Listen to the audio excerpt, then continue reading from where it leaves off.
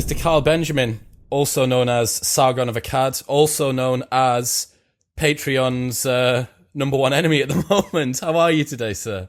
I'm good. I didn't really consider myself Patreon's number one enemy. I don't know why they're doing this, but apparently Subscribestar has started working for people now, so it's kind of an issue that's passed us all by, I suppose. Yeah, now, it's kind of in and out pretty fast, right?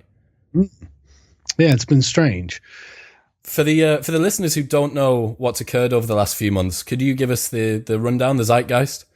Yeah, basically Patreon found me insulting a bunch of Nazis on a live stream on quite an obscure channel, and they took umbrage to the way that I was insulting them, and they decided to delete my Patreon account without warning, which is strange because, I mean, the terms of service obviously don't say that they track down things that you do elsewhere on the internet and use that to judge you, but apparently they do. So be warned if you have a Patreon account. So Patreon was your way of assisting your channel, Sargon of Akkad, on YouTube, crowdfunding. It allows fans to get like exclusive content and early access to certain things and stuff like that. And by being shut down from that, I'm going to guess that was a primary source of income that you were driving from your channel, right? It was certainly one of the major ways I was monetizing my channel. Yeah. The YouTube has a join feature that you can turn on, but I'm really hesitant to do it because it's something like 30% of the money that people donate through it are taken by YouTube themselves, whereas with Patreon it's only 5%. Yep. And with Subscribestar it's only 5% as well. Okay. Just 30% is a huge amount in my opinion. It is a big amount, yeah. Well, it's obviously YouTube is starting to see a gap in the fact that if you've got companies that have agendas and who are potentially going to disenfranchise the content creators. So, well, that was the point of Patreon in the first place. That YouTube are the ones saying we have advertisers, therefore you can't say certain things or be quite edgy and push boundaries.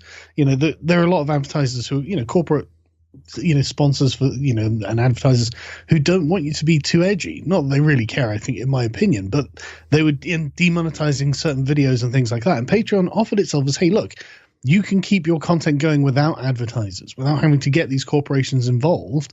We'll facilitate you doing that. And now they're like, oh, actually, but if you say something we don't like and you don't apologize, then I mean, not that they gave him the opportunity to apologize, but if you say something we don't like, we're going to kick you off. It's just like.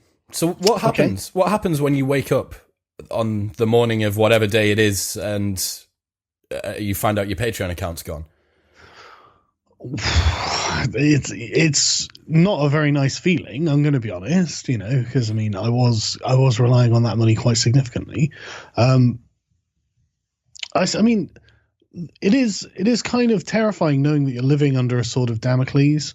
Every day I wake up and I check that my YouTube channel is still there. I'm not joking.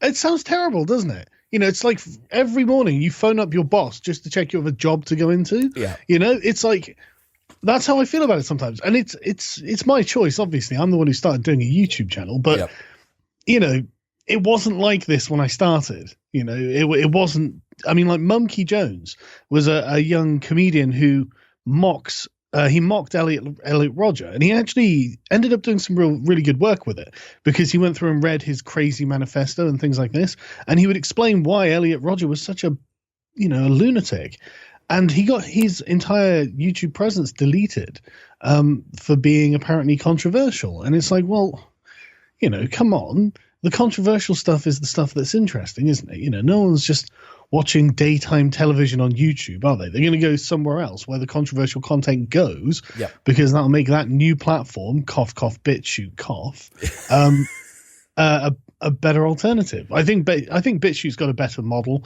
because it's stored like torrents, so it's across thousands of different computers, decentralizing it. And I think so they don't have they don't have to have a giant warehouse full of hard drives to keep everything on. So I think that's the future. It's just YouTube's currently the dominant market share. But anyway, sorry. Yeah, no, totally. So you've woken up and you've found out that how many subscribers or patrons did you have at the time? About 3,500. That is a very significant number, isn't it? Yeah, it's quite a lot. Yeah. And so, I mean, and honestly, it's just, I mean, I just laughed because to be honest with you, I'd kind of been expecting something for a while. And I think feel the impending fisting, but you just didn't know whether it was from YouTube or Twitter or Instagram or. Yeah, basically, I think a bunch of prominent freedom activist YouTubers have been in the crosshairs for quite some time now. And I mean, obviously, it started with the alt-right, and I objected to it then, and then it came on Alex Jones, and it's been a very slippery slope since then, and it really is the tightening of the sort of noose of censorship. Because I mean, you know, like you can say, okay, we're not going to platform Nazis. Okay, well, you know, I can't. It's hard to argue that. You know, I mean, I can sit there and make the same argument from their freedom, but if there's this giant consensus to do it. You're yelling into a gale, you know, and then it comes to someone like Alex Jones. And Alex Jones, no matter what you think of him, he wasn't a Nazi. You know, he was a radical libertarian conspiracy theorist. Yeah, and he was the one going, oh, they're gonna shut us down and all this sort of stuff. And then on one day they shut him down completely, and it was like, okay, well that was enough to get a lot of people paying attention. Yeah, and then on Patreon they got rid of me, James Allsup, and Milo Yiannopoulos. James Allsup's a white identitarian, but he's not a Nazi. You know, he's not like calling for violence or anything. Milo's just like a conservative, and I'm a classical liberal. So it's, you know, the fact that they've jumped like several new steps closer and tighter to the center. Yeah. And I mean, there's no particular reason that Milo should have been kicked off in the first place. And I did actually object to it on the day it happened, but everyone else just ignored it. And then 2 days later, that was it. My Patreon was gone as well. And now it's like, shit. Because Milo's had a really bad run recently, being deplatformed. Yeah. Like, what's terrifying, and you alluded to it earlier on, is the fact that your connection to your audience and people who genuinely care about your content, and essentially your friends, for want of a better term, if you were to try and like create it in the real world, they are at the behest of a man with a button, and the man can press the button, and when the button gets pressed, your friendship with what are you up to now? Nearly 1 million subs on YouTube. Coming on 900,000, something like that. So your friendship with or connection with 1 million people is gone. Yeah. And it's not just the voice that I had that they're silencing. It's the ability for anyone who wanted to hear what I had to say. They've been deafened in the process. Yes. And the whole thing's really quite terrifying because almost all of the internet is run from Silicon Valley. And so I did a video on Starship Troopers a while ago, and I had to read a lot about fascism because the accusation on the book and the movie is that it's a fascist book and movie. It's not. But I did end up having to read a lot about fascism to be able to make the distinction because, I mean, you know, if you don't know much about either subject, it's easy to just say guns, therefore fascism, but that's not how it works. Okay. But one of the things that fascist philosopher Giovanni Gentili said about the fascist state that I found really interesting is the idea of it being an ethical state, as in it has a plan, you know, it has a goal. And so everything the state's doing in a liberal society like we live in, everything the state should be working towards is the protection of the rights and freedoms of the citizen. The state doesn't tell you how to be a citizen. It's there to safeguard your independence as an individual in the world. But the fascist state and the sort of socialist state is not really like that. They have a goal, a moral teleology, and they know how they've got manifestos. They have a series of steps on how they're going to implement these. Because I was thinking, what on earth would a liberal manifesto even look like? You know, we want everything all the time from everyone. You need a grand plan for the world to have a manifesto. And so one of the ways that Giovanni Gentili described this, I thought was really fascinating. It was like the fascist state is wide awake and has a will of its own. And you can definitely say that about Silicon Valley. It's wide awake and has a will of its own, because you can listen to Tim Cook saying that it's a sin not to censor. And then you can listen to all the other CEOs. And I mean, Jack Conte just openly said, we all talk to each other. We're very open and we share. And it's like, okay. And there's a definitive kind of culture that's come out of the sort of Bay Area in which Silicon Valley set. And it's got designs on remodeling the world. And I don't agree with those designs. I think they're quite authoritarian. And I mean, it's honestly, they're trying to create the Demolition Man future, which is a video I'm going to do fairly soon, actually, because it's so scary how unbelievably similar that they want it. But Silicon Valley, it scares me because it kind of acts like a fascist organization. Yeah, I think it is very worrying that you have such a high amount of power concentrated in such a small place. Like, it's the equivalent of a market monopoly. Oh, absolutely. If there was anti-competitiveness legislation with regards to having to distribute the power more evenly geographically, because you're totally right. Like, you end up with an echo chamber. Like, everyone that's listening, I'm sure, will have heard about how echo chambers exist online. But if you lump this many businesses together and this many CEOs in the same Telegram and WhatsApp group chats, like, what do you think happens then? Yeah, it's normal for that to happen. You know, you form a community with the people in the local area around you, you know, and people of similar status to you. It's natural that happens. It's not like it's an evil conspiracy, but I mean, when Tim Cook was standing at the recent Apple thing where the viral clip of him going around, he looked like a preacher. What was he saying for the listeners? He was saying that they had to. I can't remember word for word, obviously, but the general thrust of it is that it was on the responsibilities of the big tech corporations to project their values out into the world and to make sure that the world is run according to these values, and the internet in particular, because these are the masters of the internet that we're talking about. I mean, Tim Cook's one of the most powerful men in the world, and he's saying we have a particular, and it sounded genuinely religious, you know. I mean, and he used religious terminology. He said it's a sin not to censor, and it's like, well, Jesus Christ, man, you know, if we're going to get into the realm of what's sinful and not, then I guess you're going to have to debate with the Pope or something, aren't you? It sounds so far away from the vision that most people think of when they think about Silicon Valley startup, fuck the system, guys with long hair and dreads just doing what they want, and it's free love, man. And, you know, like, is this the vision for Silicon Valley that was started, like, you know, 40 years ago? Is that really where it was supposed to go? It's changed a lot, hasn't it? Because I mean, if you look at like PayPal was Peter Thiel, however you pronounce it, the PayPal mafia, man, yeah, exactly. Elon Musk and a bunch of others, and they're not like far left lunatics at all. You know, I mean, they're quite libertarian in many ways. It seems that the far left have just moved in slowly but surely, and you know, crept. You know, it's like I don't want to say a plague, but something akin to a plague. Yeah, something. Yeah. I was going to be more generous, I suppose. Yeah, fine. But you know what I mean. It's over time. The nature of it has changed. I get that. So you ended up getting. I don't know whether the term is deplatformed from Patreon or not, but removed from Patreon. And you'd mentioned about it happened with Milo and it happened with some other of your contemporaries.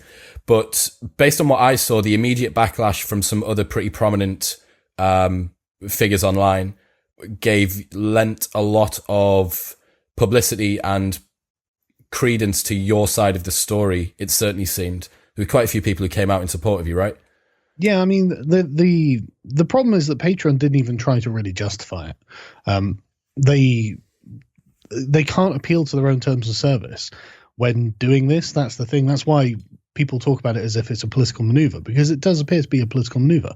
I mean, I've been on Patreon for 4 years, and they knew what I was like when I joined. I haven't really changed. You know, my political opinions are not the same, but still in the same vein, you know, so I'm not particularly changed there. And I've always been opposed to political correctness, and they're effectively saying, because somewhere else you were politically incorrect, on our platform we're going to get rid of you, even though our terms of service only said it's things that happen on our platform. And Jack Conte literally said, you know, we don't care about what you do on Twitter, we care about what you do on Patreon. It's like, okay, well, that seems fairly cut and dry to me. And so when they're just literally reversing this, then, I mean, how was I to know? I possibly wouldn't have been so unpolitically correct had I known that Patreon were watching every move you make. Yeah, I mean, you need to be careful what you say when you go to the toilet now, what you what you say when you're out walking the dog. Yeah. I mean, where does the state finish? It is getting quite Orwellian. I really do think. And no, it's. I mean, like, I never really thought we'd end up living in some kind of like omnipotent panopticon where you can because like anything you've said at any point in time or space can now be found by internet sleuths if it's on the internet, if it's in social media, if it's correct. I mean, like, look at Cenk Uyghur's old like when he was in college or whatever, his old blog from the 90s that he had up. I mean, it was really rude, it was like young men's rude talk, Yep. and I obviously he's not saying this to women's faces, so it's not like he's going out and saying, hey lady, you've got a nice rack, blah blah blah blah. He did kind of sound like Elliot Rodger while he was doing it. But that was all dug up like 20 years later after he'd disavowed it like 10 years previously and said, look, this is something I did and I'm not proud of it. But now it doesn't matter. And that got him kicked off of the board of the Justice Democrats, a political organization in the US, and him and Carl Kalinske. And so it's just like, it's merciless, absolutely merciless. And it's currently happening to Tulsi Gabbard right now. Like, she was raised in a right-wing Christian anti-gay household, like actively, her dad was an activist against gay rights. And she grew up naturally with a bunch of those opinions, as you would expect. And she, she going to Congress 6 years ago, but before then she had already changed her mind on the idea of gay rights, which is why she joined the Democrats. And now she's being just grilled for it. Like, I'm seeing that she's such a mild person, and I'm just seeing the worst kind of backlash from the very far left activists who are now like, well, if you were once ever against gay rights, then you are forever, and we're just going to treat you like you still hold these opinions. It's such a awful. Yeah, and it's the problem is because everybody wants to have this absolutist approach to people are either bad or good, and the grey area is too grey, and any seceding of ground is you allowing them to proliferate these really terrible ideas. But Sam Harris has a great concept where he talks about the son of a terrorist over in Iraq, and he says this son's 2 years old. So let's imagine the free will that he's got. He's 2 years old, and he's maybe stamping on insects or something like that, and you think, well, is it his fault? And you go, well, no, like look at the people he's around. He's got this aggression, it's really aggressive culture, and blah blah blah. Okay, roll it forward. He's 7 years old and he's at school and he's bullying people. You go, well, is it his fault now? And you go, well, no, it's still probably not his fault. He's got this crazy honor culture, and he's very very highly held within society.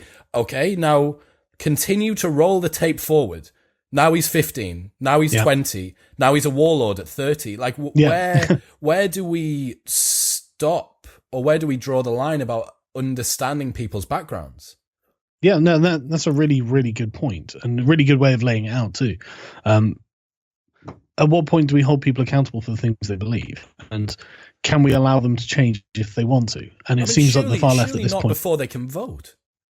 Like, do you know what I mean? If you're not allowed to vote, you basically, what we're saying to you, what the government is saying to you is your views are not sufficiently well formed for you to be able to contribute to the national discourse. Yeah, they are. So how can anything from circa that period be used as a canary in a coal mine for what you're like as a real person? A perfect example. I don't think you can. We've got a guy who works for us, a Canadian dude called Iffy, and I was talking to him the other day, and I said, I've just seen that you've changed your Twitter handle. Why have you done that? And he says, man, like, I've had Twitter since I was like 11, and some of the shit that's on there, because he's doing law at the moment, and he's like, I just don't want in 10 years time someone to go back and find the shit I was tweeting when I was 12 years old. Yeah. And he's not got dreams of going into fucking Congress, but this is how pervasive the situation is, that people are terrified of having something dredged up.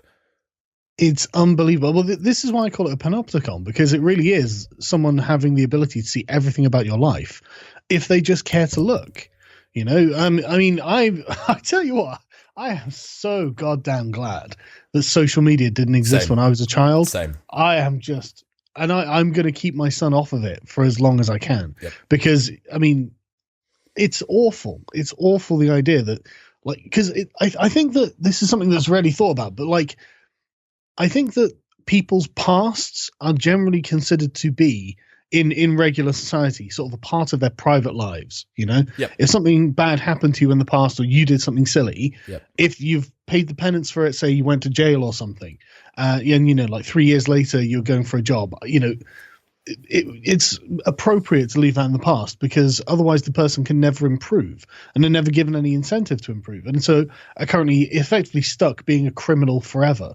But now the way the internet works is that no, any link can be sent to you and is as fresh as the day it was first printed, first uploaded or whatever, and so it's all there, and it's going to be there forever. And so we're going to have to be really, really careful about what we say in public, I guess. It's a very nasty trail of breadcrumbs back to a person that you never, or that you no longer are, I suppose.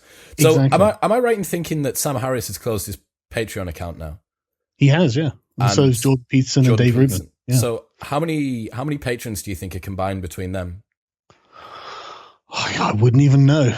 It must be a fair number, though. 50,000, probably, maybe something like that. I honestly don't know. It's got to be a lot, though. It's got to be a lot. And they are now moving across to.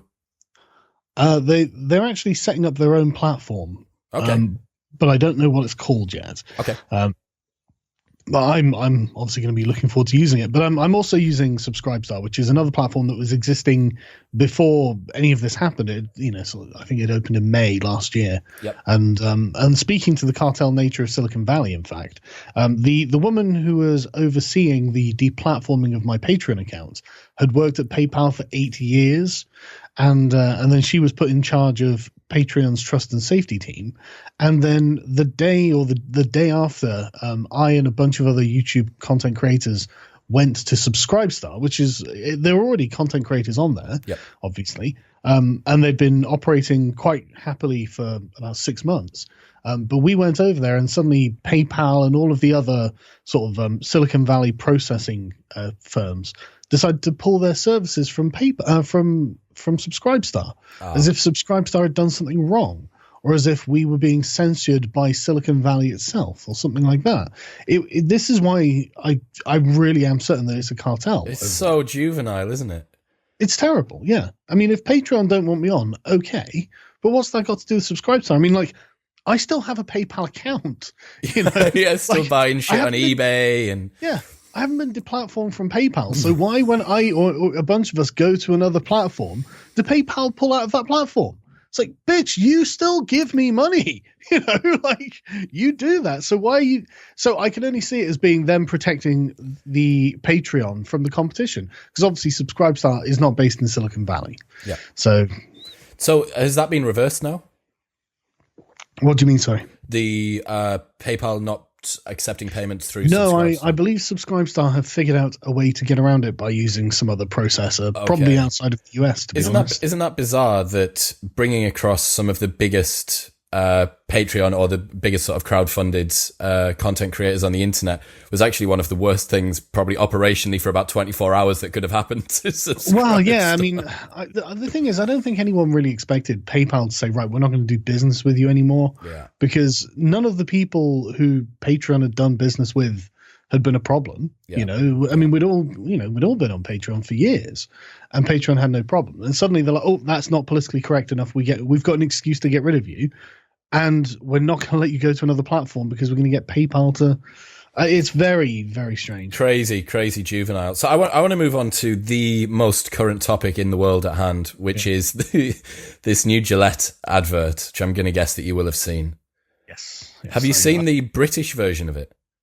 No, I haven't. Oh man, I will make sure for those for those who are watching, and I will send it across to you. But it's the same. But this is the funniest thing about the whole everything to do with this advert, that the British version is narrated by a Scottish guy. And you're like, the Scottish are the most alpha males.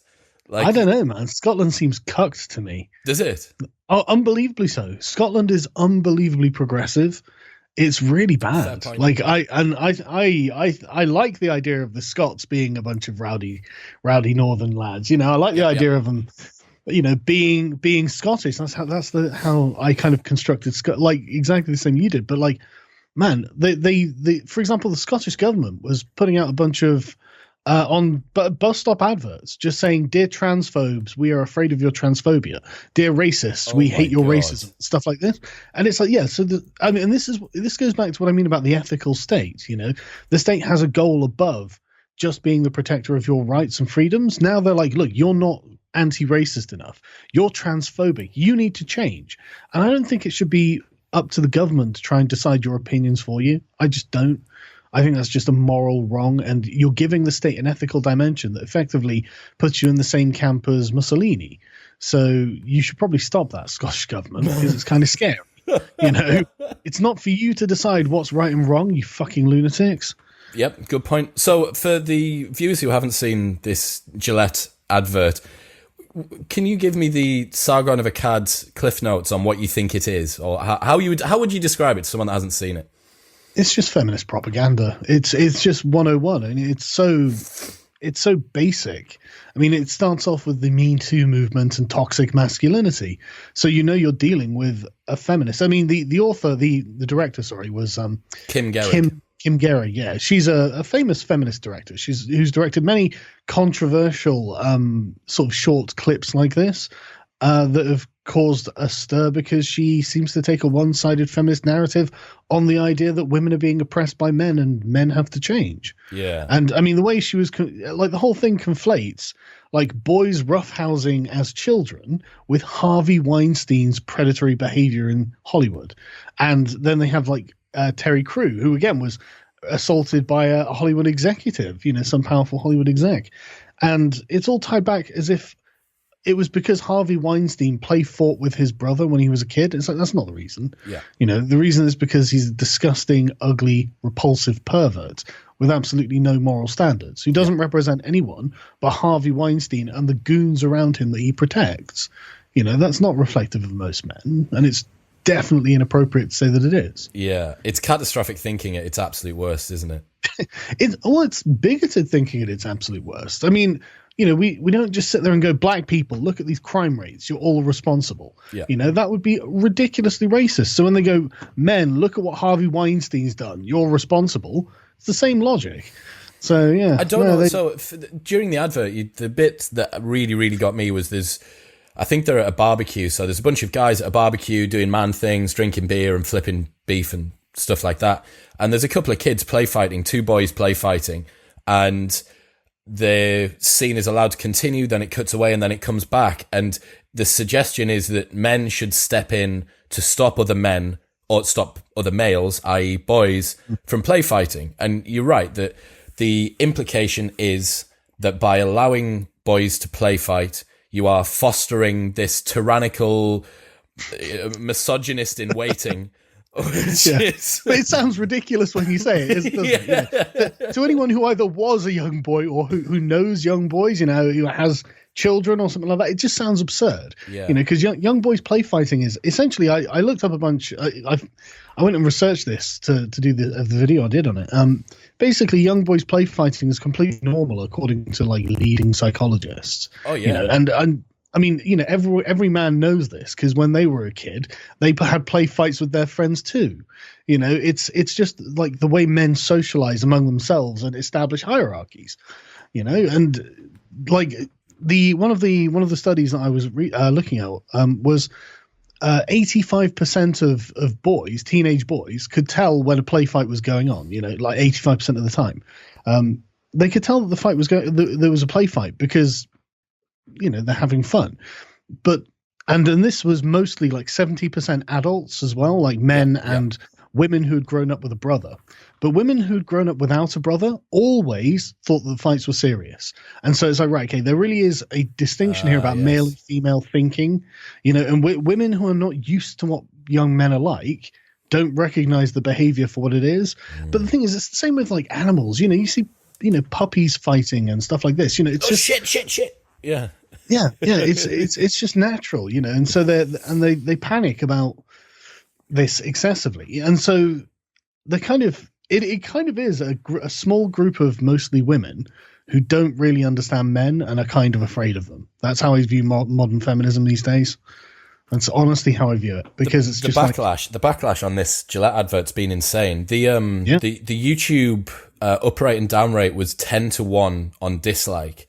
And then, really? It was 10-1. And then the views didn't increase by a tremendous amount. I was watching this on YouTube yesterday.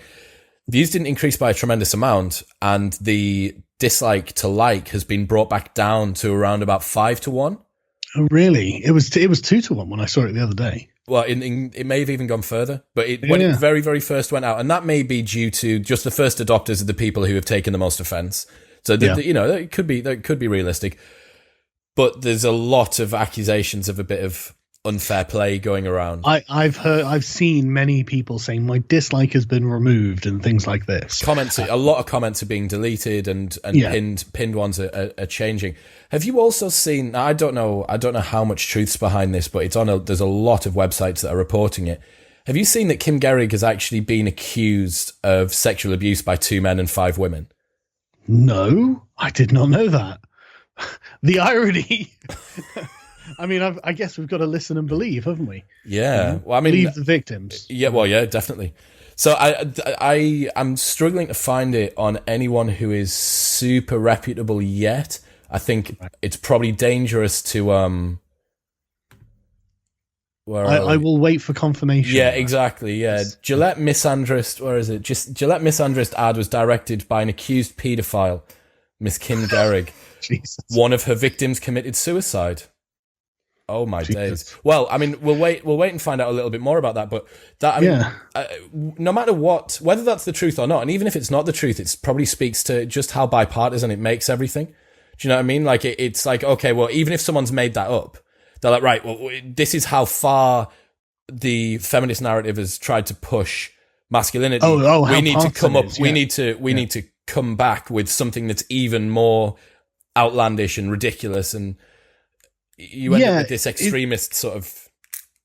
It is just an entirely one-sided argument that they're having, and the thing is, the only people on the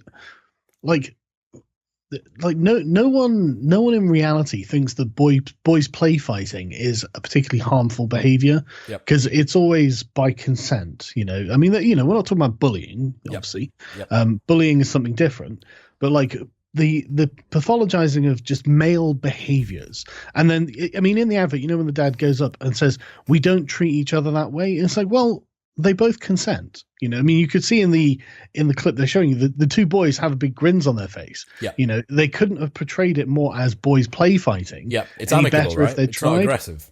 Exactly, and so it's not wrong for them to treat each other that way, because they both consent to being treated that way. They both consent to the sort of competition of the rough and tumble, which is fine. I mean, it's fun when I was a kid to play fight with my friends. I used to like it. You're totally right as well. It helps. I'm sure if we had Jordan Peterson at hand, I'm sure he'd be able to tell us exactly why. But exactly. I mean, I'm waiting for the commentary from him. I imagine will be a thesis on just how wrong Gillette is in terms of upbringing of young men.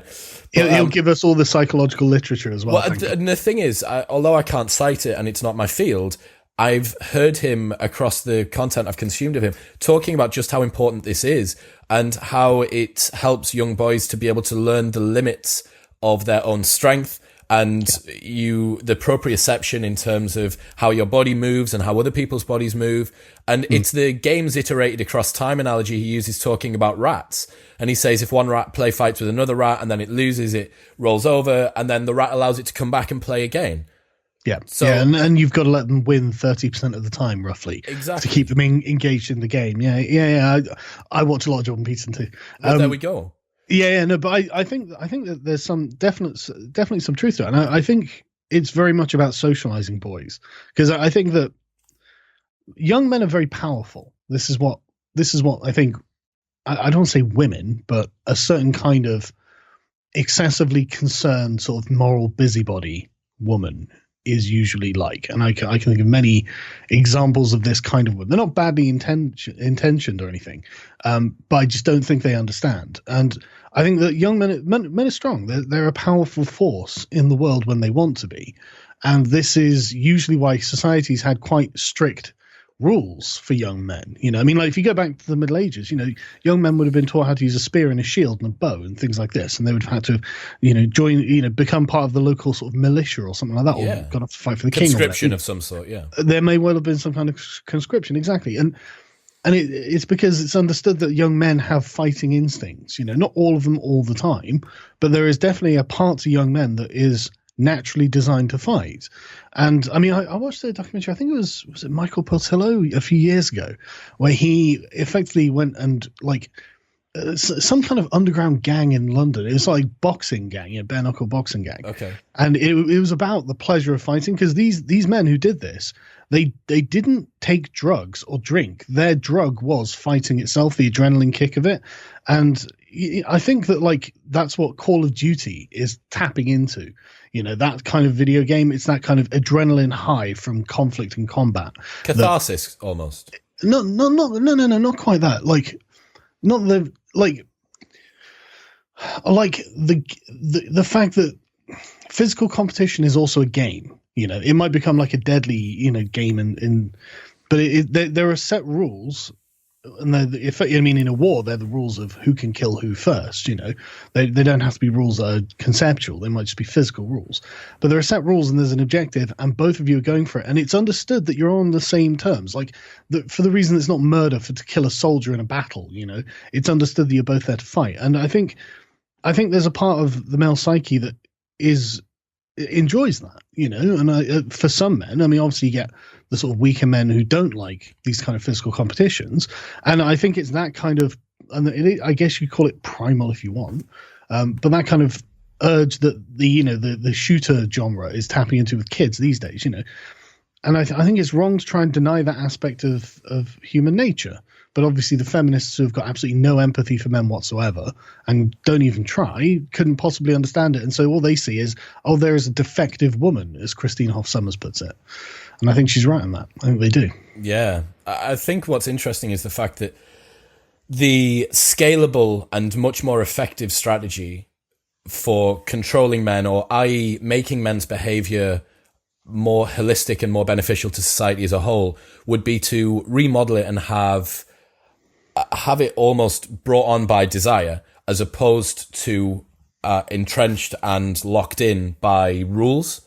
So if you were able to have it be desirable for all men to call out every man that was a rapist immediately, or if you had it as a rule that play fights were something that was taken pride in, but was done with honor and with a sense of decorum, etc., etc., that's much more scalable. And it's much more difficult because it's enforced by the group, as opposed to choosing a top-down approach. That's a bottom-up approach, right? Which is manifested naturally by the culture, as opposed to a top-down approach, which is this. It's almost like trying to litigate. It's authoritarian, isn't it? Yeah. You know, it's here are the rules. A group of people who don't really understand you are going to dictate rules for you, and now you're going to feel these rules are chafing. You know, like.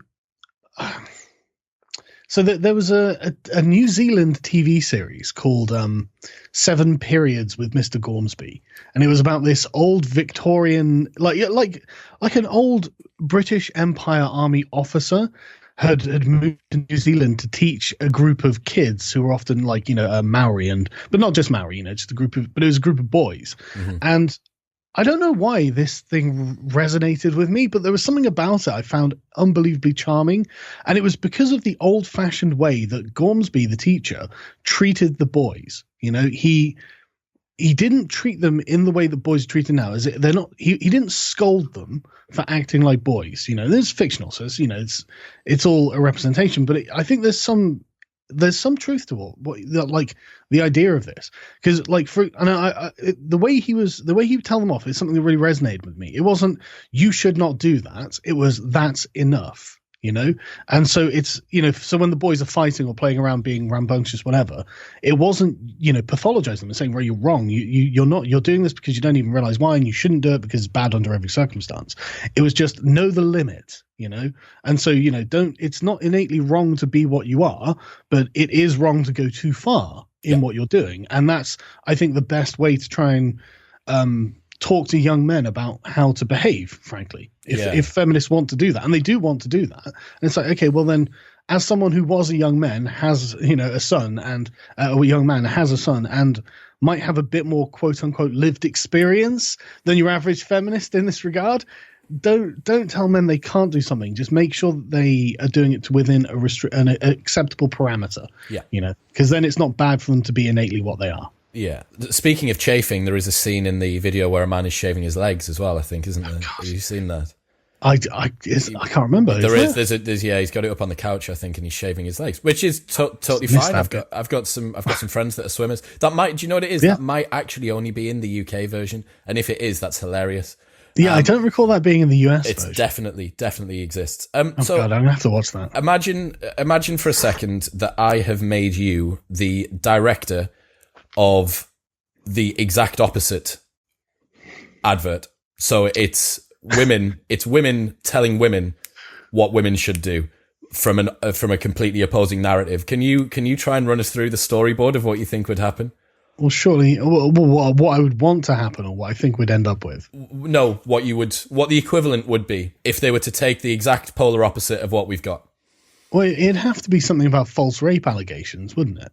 It's like women, false rape allegations begin in the school, so we'd have Kavanaugh's trial, where he's being accused falsely by 3 people who recanted their statements, and 1 person who just had absolutely no evidence or no corroborating witnesses, or even the time or dates when the accusations are supposed to have happened. It seems that there was nothing against Kavanaugh, and he had unbelievably reputable female character witnesses on his side to back him up. So it would start with something like that, the stress of having to go through this as Kavanaugh, and then we'd talk that back. So it's my young girl. I don't know. I'd be pathologizing some kind of young woman's behavior where she's getting playing boys with dolls and playing with dolls, or getting to, smiling at 2 different boys or something and getting I don't know. Yeah. So it'd be something about a natural female behavior that that I would be trying to make something that they need to stop. You shouldn't be putting your makeup on during the morning. You should be letting your leg hair grow. Well, yeah, whatever it is. But the thing is, I don't think that the reverse should be made. Obviously, no. I obviously it's to illustrate just how insane it is. And I if you were to tell young girls that they should be less feminine, it'd be awful. Why? I don't know. Yeah, why would anyone do that? What a horrible thing to do. Stop playing with dolls. Like what you are. Yeah. No, you're not allowed to have your own choice. I don't know. It really is an interesting one. So this speaks volumes to just how pop culturally we are at the moment.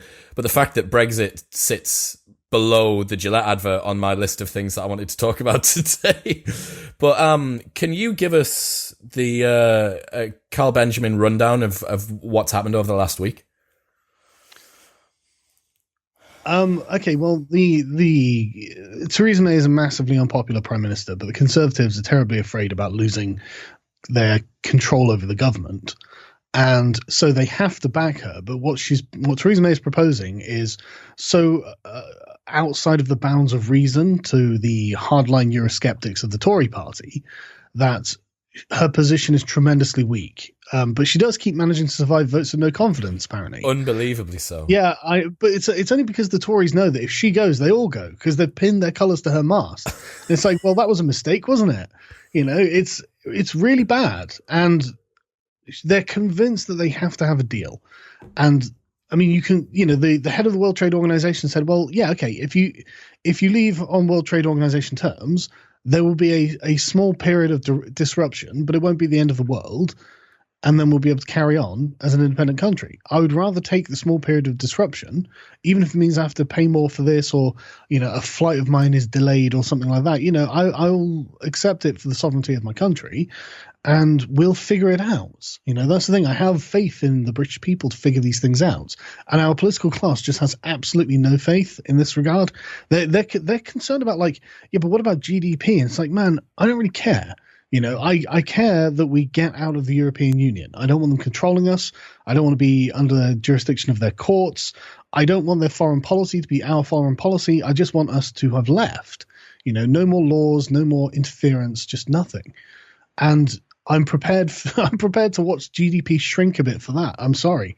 This is a point of principle in my position and in my opinion now. And the Conservatives don't think that can be done. They think that they can push through a deal that the European Union will agree to. But the deal is awful, you can watch any of the Euroskeptics just excoriate it all the time as being effectively a submission to Brussels, because it is. I mean, it puts all of the power in their hands, and we have absolutely none. And it would be better to remain than take that deal, but we have voted to leave, so we must leave. So we have to go on no deal, because the European Union have said they're not going to renegotiate at all, because they're being utterly intransigent about this in order to try and punish the Conservatives, presumably, and the rest of the country. Rightly so on their side. Like, if you've made your fucking bed. Yeah, understandable.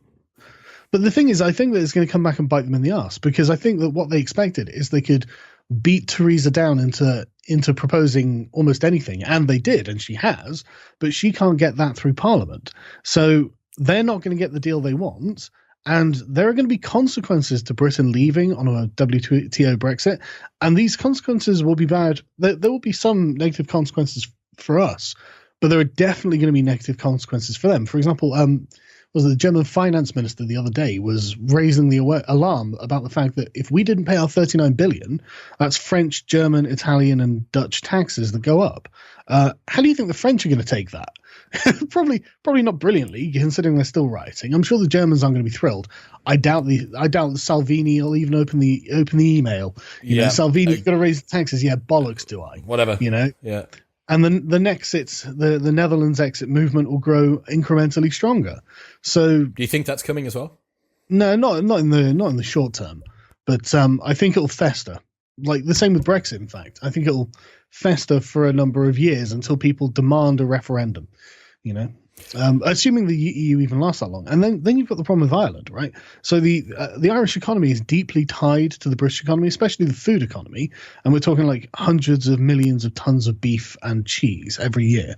And if we don't carry on trading with the EU in the way that we did before, if the EU says we're going to put tariffs on you, et cetera, then they're worried that we're going to start getting beef and cheese from South America, which will actually make our beef and cheese cheaper than it was, and it'll destroy Ireland's economy, because the money that they would have taken from us is actually now going to go to Argentina and Brazil and places like that. And it's like, well, there we go. It is an interconnected house of cards, isn't it?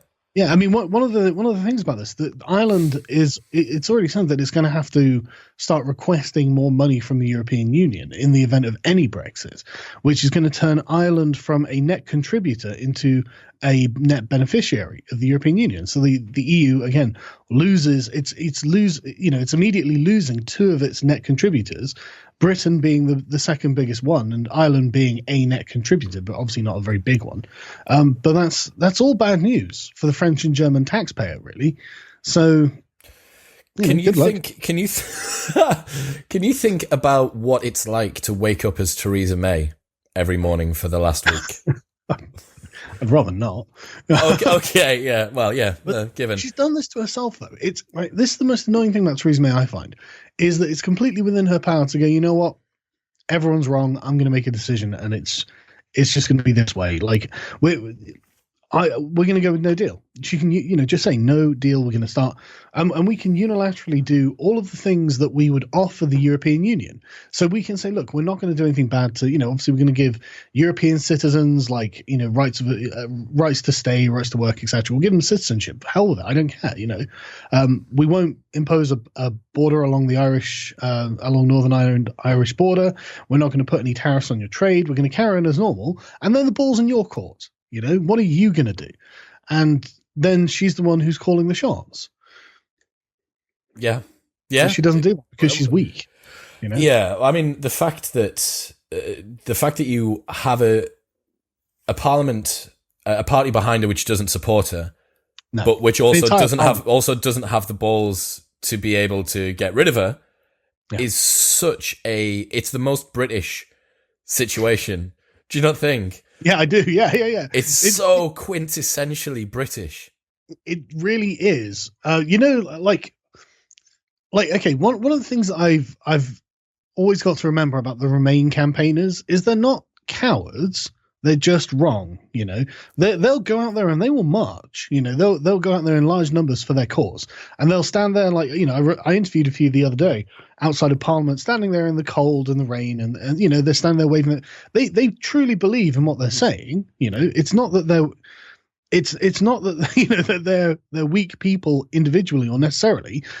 It's that they are just confused, in my opinion. But the Parliament, it really is kind of like a Parliament of lambs leading a country of lions. Because at this point, like, I think a lot of people, even if they voted Remain, they're just like, look, just get on with it. We stiff up a lip. We can take it. We'll just go with it. Whatever it is, let's just have it happen.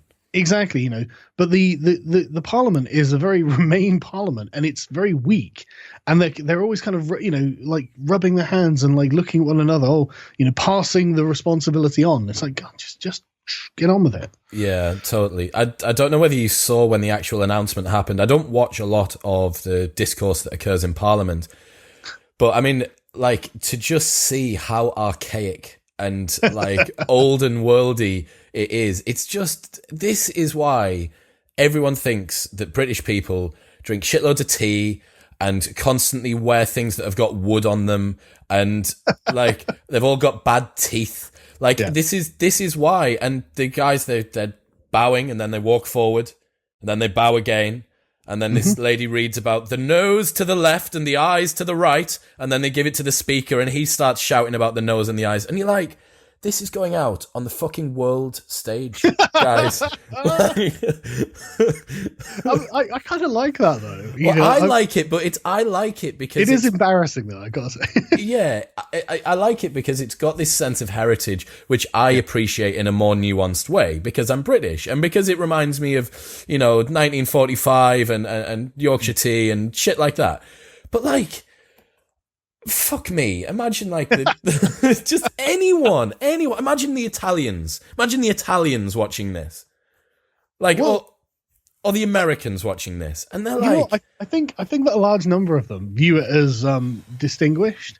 Really? Are they that? Yeah. And the thing is, it is in many ways. Like, I have problems with John Bercow and the things that he does, but I have absolutely no problem with the way he rules Parliament. I think it's hilarious. It is hilarious. I love his put downs. It's like, we will get along without you if you can't control yourself. Yeah. It's amazing. It's such a unique and culturally British thing that I would loathe to see it go away. I think it's adorable. You are right, and it is embarrassing if you're British. Don't get me wrong, right? Because you're looking and thinking, well, that doesn't really represent me. But the thing is, like, if it went away, that would be something that, looking from the outside, I think it's like when I'm looking at, like, the Chinese festivals where they carting a dragon down the street. Yeah. To me, it's just this wild, wacky thing that I'm watching, but it's entertaining. And I think that, I imagine for foreigners, it's much the same. Yeah, you're probably right. It's the distillation of everything that everyone accuses Britain of being. I remember when I got my master's degree from Newcastle, there was a mace bearer, and everyone had to doff their caps. Yeah. And this guy's walking in, and I'm like looking at the timetable on the thing. I'm sat next to my mum and dad, and I'm like, there's a guy with a mace here. Like, I don't know what he's going to do. And sure enough, next thing I know, some guy walks in with a medieval weapon and robes that look like something out of Harry Potter, and then he doffs his cap, and the announcer doffs his cap, and you just like, there's a real old and worldy cuteness about it. Yeah. But it really does concern me about how that plays out on the international stage. I say, fuck it. That I say that, should we double down on it? Yeah, I think so. Yeah, no, that's exactly what I was thinking, is just Chad doubling down on it. Yep. Just being like, yeah, no, this is exactly what we, and this is the thing, it's like, your countries might be like 10 minutes old, but ours is over 1,000 years old. Yeah, we've got a lot of fucking baggage to get over here, mate. Yeah, exactly. Okay. Well, it's not even baggage.